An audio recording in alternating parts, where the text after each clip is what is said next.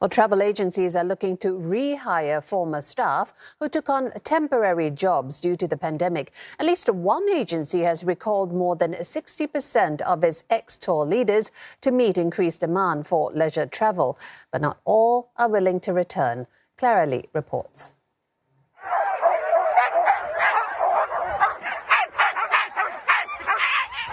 The last tour Jeremiah Tan led was to Finland almost 2 years ago. When the pandemic hit, tour leaders like him traded winter jackets for scrubs. About 250 found temporary work as COVID-19 swabbers or safe distancing ambassadors. But with vaccinated travel lanes now open, Mr. Tan's back doing what he loves most. Now, even make an official announcement on my personal Facebook, because most of my clients follow my Facebook.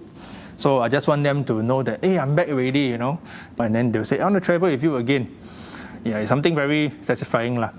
About 20 tour leaders have returned from their temporary jobs. Half of them are stationed here, while the rest are working from home to serve customers virtually. The office is also allowing walk-in visitors, but only a maximum of 50 people are allowed at any point in time. EU Holidays has 11 itineraries right now and over 60 tours planned. To meet demand, it wants to bring back the remaining 10 tour leaders by next year. But not all can return as quickly as Mr. Tan.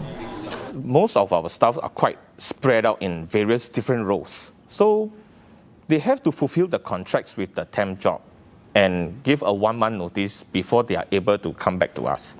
Some are in no hurry to return, happy with the current pay as an SDA or swabber. As a swabber, we actually are paid per hour, but it's based on 12-hour shift. As for travel agency, back in EU Holidays, we are actually being paid a fixed salary. Of course, when you get the travel, you get your tour allowance. So ultimately, the pay-wise is not much of a huge gap. Besides these roles, around 10 tour leaders also took on temporary work in the IT and retail sectors. Almost all are not returning. Meanwhile, other firms are letting their tour leaders work part-time to make sure they will have enough manpower when demand rises. I told them, I need you back, and you just arrange your schedule. You can still keep your SDA job because you don't need to come every day.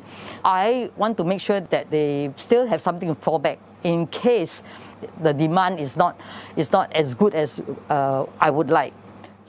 For now, Ms. K is keeping to no more than 10 tours in November. She will recall half of the support staff once demand reaches a third of pre-pandemic numbers.